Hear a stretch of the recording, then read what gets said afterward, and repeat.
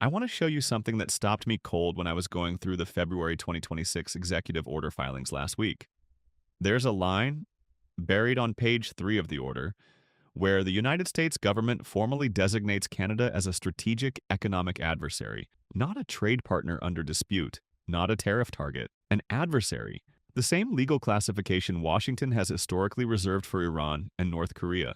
I've read a lot of executive orders. That line hit different because I knew what it meant, and I suspected from watching Carney operate over the past year that he knew it was coming. What I didn't fully appreciate until I started mapping the timestamps was just how far back his preparation actually went. 11 months, as it turns out. 11 months of quiet, classified negotiation before Trump signed a single document. This isn't a story about a trade war.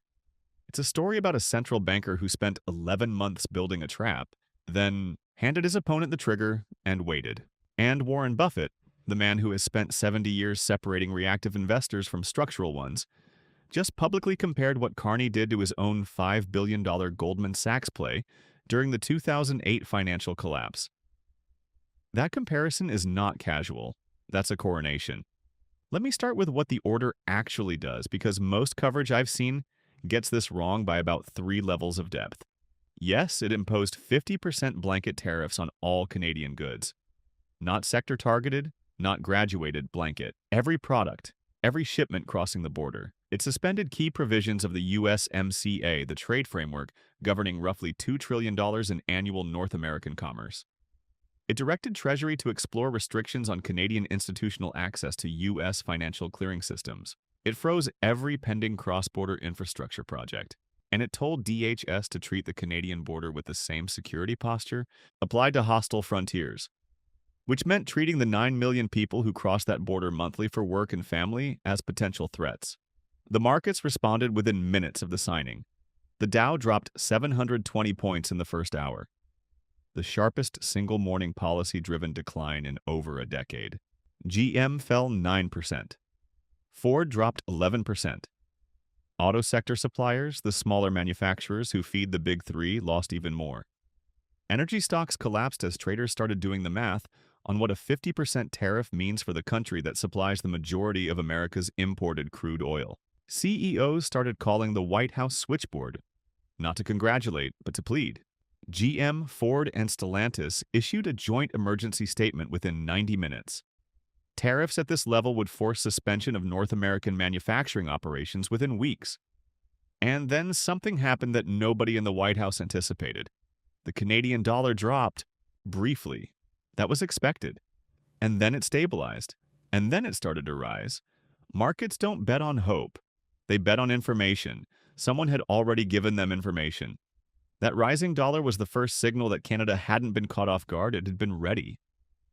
For 24 hours after the executive order was signed, Ottawa said nothing. No press conference, no statement, no social media response. Absolute public silence. Washington interpreted that silence as capitulation. White House aides were openly celebrating. One told a reporter off the record that Carney was finished, that the silence meant Canada had no leverage and no options. Trump told advisors that evening the whole thing would be over within a week. They were wrong in a way that will be studied in foreign policy programs for the next 20 years. Because during those 24 hours of public silence, Carney was in his office with 3 senior advisors and a stack of briefing documents that had been finalized weeks earlier. Phone calls were going to Brussels, Tokyo, London, Canberra, and Seoul. Agreements that had been drafted months earlier were receiving final signatures. Energy contracts that had been in discussion were being closed and countersigned. Infrastructure commitments classified as under review were being activated. The silence wasn't fear. The silence was execution. Here's what I think people miss about Carney's background. He ran the Bank of Canada through the 2008 financial collapse. He ran the Bank of England through Brexit. These are not experiences that teach you to panic. They teach you that crises are, among other things, scheduling opportunities. Moments when moves that would otherwise be politically impossible suddenly become politically mandatory. The American side was watching a quiet room and hearing surrender. What was actually happening in that quiet room was the armed detonation of 11 months of preparation. 24 hours after the executive order, Carney appeared at a press conference. 4 minutes, flat delivery, central banker cadence. He announced retaliatory tariffs, mirroring Trump's 50% but targeted with surgical precision at maximum political pain. Bourbon, dairy, automotive components, agricultural products, each aimed at a swing state, a vulnerable industry, a Trump donor base. The markets had priced in retaliation. Analysts exhaled. Standard tit for tat. And then Carney said one sentence that changed the entire architecture of the confrontation. These tariffs are temporary. They are designed to expire the moment the United States returns to the negotiating table. But the structural changes we're announcing today are permanent. That word is doing enormous work. Tariffs are bargaining chips. Everyone understands tariffs. They go up, they come down, they're the weather of international trade. But permanent structural changes mean the ground itself has shifted, and it isn't shifting back. What Carney announced was a comprehensive critical mineral supply agreement, signed, not proposed, with the European Union, Japan, and South Korea. Effective immediately. Locking 70% of Canada's rare earth elements, lithium, cobalt, nickel, potash, and uranium, into non-American supply chains for a minimum of 15 years. 15 years, 3 presidential terms, a full generation of industrial planning. The reason this matters is what those minerals feed. The F-35 program, Virginia-class submarines, missile defense arrays, semiconductor production, electric vehicle battery chains. The United States has no domestic capacity to replace Canadian critical mineral supply at scale. Building that capacity takes 5 to 10 years and tens of billions in capital expenditure. When reporters asked when this agreement had actually been negotiated, the answer from Carney's trade minister was 11 months. The agreement had been in negotiation for 11 months. The final signatures were applied the day after Trump signed his executive order. It wasn't a response, it was waiting for the right moment to announce. 24 hours after that, Carney appeared again. This time, not alone. A joint virtual press conference with the Prime Ministers of the United Kingdom and Australia, the President of the European Commission, and the Prime Minister of Japan. 5 leaders, 5 democracies. Combined GDP, $38 trillion. Combined population, 1.8 billion people. They announced the Democratic Economic Compact, a mutual trade acceleration framework that fast-tracks tariff reduction among member nations, establishes common regulatory standards across technology and digital commerce, creates shared infrastructure investment mechanisms, and includes a mutual defense clause against what the founding document calls unilateral economic coercion by any single nation. The clause doesn't name the United States. It doesn't need to. Here's the detail that stopped analysts. The framework document is 340 pages. Legal text, regulatory alignment provisions, tariff schedules, dispute resolution mechanisms, governance structures, implementation timelines. You don't write 340 pages in 48 hours. Carney's team had been circulating the framework to partner nations since his second month in office. It went through 17 rounds of revision. Every founding member had signed off on the principles before Trump picked up his pen. The declaration of war was the launch code. The compact had been built, negotiated, and agreed, waiting for the right crisis to go public. Day 3. No press conference, no speech, just a 6-paragraph government press release issued at 6 a.m. Eastern Time. 4 announcements.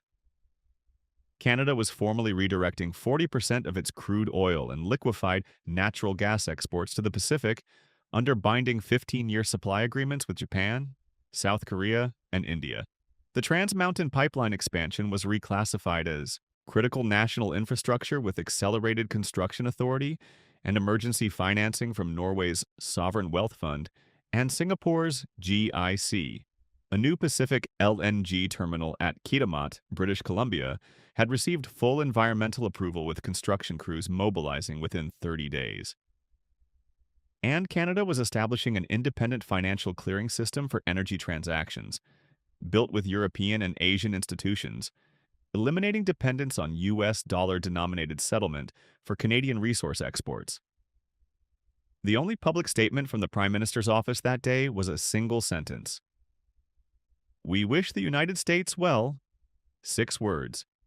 No anger, no defiance, no rhetoric, just finality. The language of someone who has already left the building. This is the point I want to stop on because I've seen people online frame Carney's response as brilliant improvisation, a diplomatic counterpunch. That framing is wrong and it undersells what actually happened. None of this was improvised. The supply agreements with Japan and South Korea were negotiated in parallel with the minerals deal. The pipeline authorization had been legally reviewed weeks before the executive order. The financial clearing system had been in development with European central banks and Asian sovereign wealth funds for over a year. All of it was ready. All of it required one thing: a crisis severe enough to justify the restructuring to the Canadian public and to the world. Trump provided that crisis on schedule. When Warren Buffett was asked about the U.S.-Canada confrontation at a Berkshire Hathaway investors briefing in Omaha, he paused, removed his glasses, cleaned them slowly, and then told a story about September 2008. Goldman Sachs needed capital. The entire financial system was in full panic. Everyone around Buffett saw catastrophe. He saw a buying opportunity that only exists when everyone else is in crisis. He invested $5 billion in Goldman Sachs that week. Not because he was brave, he said, but because he was prepared. The investment thesis had been written before the crisis. The crisis was the trigger, not the idea. Then he looked up and said, "When I watched what happened between the United States and Canada this week, I saw the same pattern. One side was in crisis, the other side was prepared, and the prepared side executed." I want to sit with that comparison for a moment because people are treating it as a compliment. It's more than a compliment. Warren Buffett has spent 70 years making the distinction between people who react to markets and people who position for outcomes they've already anticipated. When he says Carney did to U.S.-Canada trade what he did to Goldman Sachs in 2008, he is saying Carney identified the structural vulnerability, wrote the thesis in advance, waited for the crisis, and executed before anyone else understood what was happening. Buffett also confirmed what Berkshire's recent filings had already suggested. Berkshire had been quietly increasing its Canadian resource exposure for the past 9 months. Energy, minerals, infrastructure.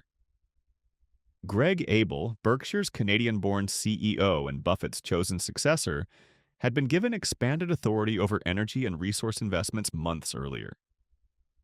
The $381.6 billion cash pile, the largest in Berkshire history, had seen significant allocations shifting toward Canadian and European assets, with corresponding reductions in U.S. exposed positions. Here's the detail that I genuinely find skin-crawling. Buffett didn't start buying Canadian assets this week. He started 9 months ago. Around the same time Carney's team began negotiating the critical minerals agreement. Around the same time the Democratic Economic Compact framework was first drafted. Around the same time the Pacific Energy Redirect was first discussed with Japanese and Korean counterparts. Either Warren Buffett is the luckiest investor who has ever lived, or he saw the same structural play Carney was running, and positioned accordingly before the rest of the market understood what was happening. Buffett closed with this: there are 2 kinds of people in any market: those who react to events and those who create the conditions for events. The first group works very hard and usually breaks even. The second group builds Berkshire Hathaway, or apparently restructures a country's economy in 72 hours.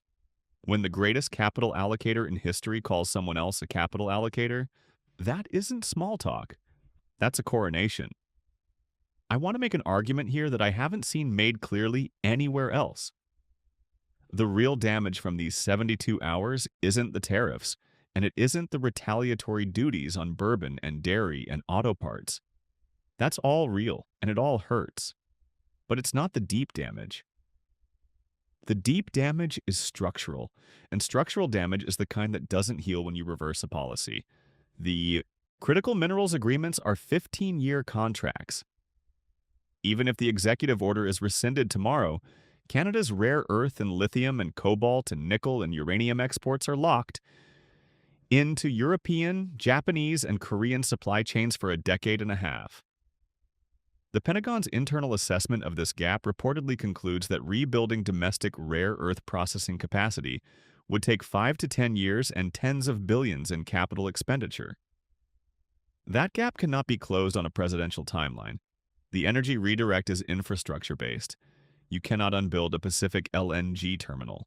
You cannot unsign a 15-year supply agreement with Japan. The crude oil that fueled Midwest refineries, which sourced 67% of their feedstock from Canadian heavy crude, is being physically rerouted to Pacific ports.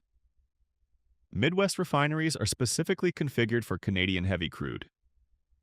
Switching to alternative sources requires years of retooling and billions in capital expenditure. In the interim, gasoline prices rise, margins collapse, and energy-dependent manufacturing migrates to wherever the energy is cheaper, which is now Canada, not the American Midwest. The Democratic Economic Compact is not a trade deal. It's an institution. It has founding documents, governance structures, and an anti-coercion clause specifically designed to prevent any single nation from weaponizing economic leverage. It will outlast this administration. It will outlast the next administration.